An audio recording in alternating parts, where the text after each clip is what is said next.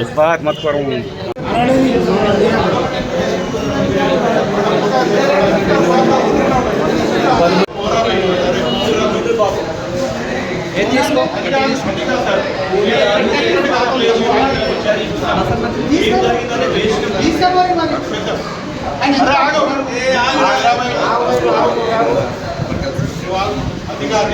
లోపల కూర్చున్నా నన్ను తిట్టిండాలని ఆయన చెప్తున్నాడు అప్పుడు ఏంటి అని అంటే అది చెప్తాడు ఆయన.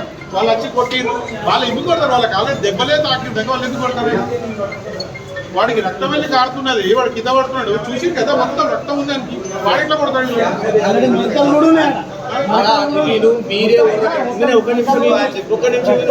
పేషెంట్లు ఉన్నారు, ఎవరేం చేసింది వాళ్ళకి మేము విచారిస్తున్నాం.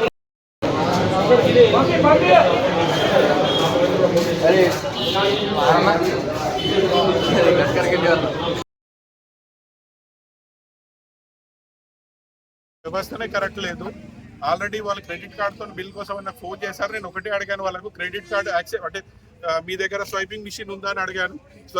స్వైపింగ్ మిషన్ ఉందా అని అడిగితే స్వైపింగ్ మిషన్ మా దగ్గర లేదు, 3 సంవత్సరాల నుంచి మాకు యూపీఐ కానీ ఇది కానీ ఉందంటే నేను ఒకటే అడిగాను వాళ్ళను, వేరే పేషెంట్లు ఎవరైనా యూపీఐ లేకుండా కార్డు తీసుకొస్తే ఎట్లా అంటే లేదండి మా దగ్గర లేదని సమాధానం చెప్తారు. నేను అడిగాను కూడా అక్కడ ఏమైనా కార్డ్స్ ఆర్ యాక్సెప్టెడ్ అని రాసింది ఉందా అని కూడా అడిగా ఫోన్లో అడిగితే అది కూడా సమాధానం చెప్పకపోతే మా వాళ్ళకి ఏం చెప్పారంటే క్రెడిట్ కార్డు తీసుకొని ఏదైనా పెట్రోల్ బంక్ పోయి పైసలు తీసుకొని వేరే హాస్పిటల్ తీసుకోకుండా అని కూడా చెప్పిన.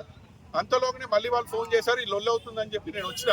నేను అడిగితే కూడా నాకే ర్యాష్గా సమాధానం చెప్తున్నారు. హాస్పిటల్ వాళ్ళకి నార్మల్ పేషెంట్కి ఎట్లా సమాధానం చెప్తారో అర్థమవుతలేదు. వాళ్ళ బిహేవియరే కరెక్ట్ లేదు, హాస్పిటల్లో ట్రీట్మెంట్ కరెక్ట్ లేదు. పాపం వాడికి ఇక్కడ నుంచి ఇక్కడ దాకా తెగింది, వాడి కుట్లు ఇప్పేసేసి బయటకు పంపించారంటే ఎంత దారుణమైన హాస్పిటల్ ఉందో అర్థం చేసుకోండి. వాళ్ళు ఈ హాస్పిటల్ సీజ్ అయ్యే వరకు మేము ఇలాగే ఉంటాం, ఖచ్చితంగా సీజ్ చేయాల్సిందే. ఎందుకంటే ప్రాపర్ ఎక్విప్మెంట్స్ ఉండవు, ప్రాపర్ ఉంటుంది, మళ్ళీ హాస్పిటల్లో ఇది పెట్టుకొని కూర్చుంటారు. వచ్చే పేషెంట్లకు కూడా ట్రీట్మెంటే కరెక్ట్ చేయకపోతే ఇదేం హాస్పిటల్? మనకు ఆల్రెడీ తెలుసు ఎమర్జెన్సీ కేసెస్ వల్ల పైసలు లేకుండా ట్రీట్మెంట్ చేయాలి, ట్రీట్మెంట్ చేసిన తర్వాత పైసలు అడగాలి. కానీ వీళ్ళు అటువంటి కేసుల్లో ఎమర్జెన్సీ కేసులు కింద పడ్డాడు, వీడికి కట్ అయింది, అయినా వాడికి ట్రీట్మెంట్ లేకుండా బయటకు మూకేసారంటే ఇంత దౌర్జన్యం ఉన్న హాస్పిటల్ ఇది. మేము అడిగినా మాకే ర్యాష్ గా మాట్లాడుతున్నారు, మాకే సమాధానం కరెక్ట్ చెప్తలేరు. దయచేసి దీని మీద యాక్షన్ తీసుకోవాలన్నామని ఎగిరెగిరి తన్నీరంట, లోపల తీసుకుపోయి డోర్లు వేసి కొట్టిరంట. 2-3 మా వాళ్ళని ఇద్దరు తీసుకుపోయి డోర్లు వేసి కొట్టిరంట లోపల.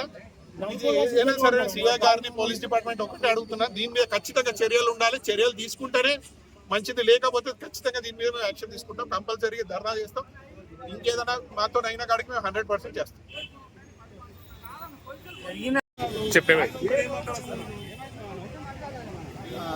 ఈరోజు కామారెడ్డి పట్టణంలో అపెక్స్ హాస్పిటల్లో చిన్న యాక్సిడెంట్ కావడంతో యాక్సిడెంట్ అయినటువంటి వ్యక్తిని ఇక్కడ ప్రథమ చికిత్స కోసం తీసుకొస్తే 300 రూపాయలు కట్టడం జరిగింది. కట్టినప్పటికీ ఇంకా డబ్బులు కావాలని చెప్తే క్రెడిట్ కార్డు ఉంది, ఆ క్రెడిట్ కార్డు స్వైప్ చేయండి అని చెప్పినప్పటికీ క్రెడిట్ కార్డు చెల్లదు, డబ్బులు అయితేనే ట్రీట్మెంట్ చేస్తామని చెప్పడంతో కొద్దిగా మా వాళ్ళే ర్యాష్ కావడం జరిగింది.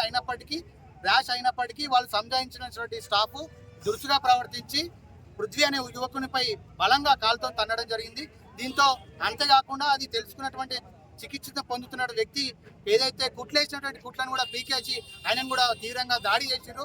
ఇట్లాంటి యాజమాన్యం కాపాడాల్సినటువంటి హాస్పిటల్లో ఉన్నటువంటి స్టాఫ్ అయితే ఉన్నారో ఇట్లా రాక్షసంగా ప్రవర్తించడం సిగ్గుచేటు. దయచేసి అపెక్స్ హాస్పిటల్ పైన ఖచ్చితంగా డిఎంహెచ్ఓ జిల్లా కలెక్టర్ గారు చర్యలు తీసుకోవాలని చెప్పేసి డిమాండ్ చేస్తా ఉన్నాం. దాడి చేసినటువంటి వారిపైన క్రిమినల్ కేసులు నమోదు చేయాలని చెప్పేసి కూడా డిమాండ్ చేస్తా ఉన్నాం. నిజంగా ట్రీట్మెంట్ చేయాల్సినటువంటి వాళ్ళను ట్రీట్మెంట్ చేయకుండా దాడి దెబ్బతిన్నటువంటి వ్యక్తిని ఇంకా హింసించి హాస్పిటల్ మొత్తం కూడా మీరు చూడొచ్చు, బౌండరీలో మొత్తం కూడా హాస్పిటల్ రక్తంతో నిండిపోయి ఉంది. అయినప్పటికీ ఇంకా తీవ్రంగా హాస్పిటల్కి వచ్చినటువంటి ఎవరైతే ఉన్నారో వారిపైన దాడి చేయడమే పనిగా పెట్టుకొని ఈ యాజమాన్యం ప్రయత్నం చేసింది. వారిపైన ఖచ్చితంగా క్రిమినల్ కేసులు నమోదు చేయాలి. అదేవిధంగా దాడి చేసిన వ్యక్తి పైన కూడా క్రిమినల్ కేసులు నమోదు చేయాలి. హాస్పిటల్ని కూడా సీజ్ చేయాలని చెప్పేసి మేము ప్రభుత్వాన్ని, కలెక్టర్ గారిని, డిఎంహెచ్ఓ గారిని డిమాండ్ చేస్తా ఉన్నాం.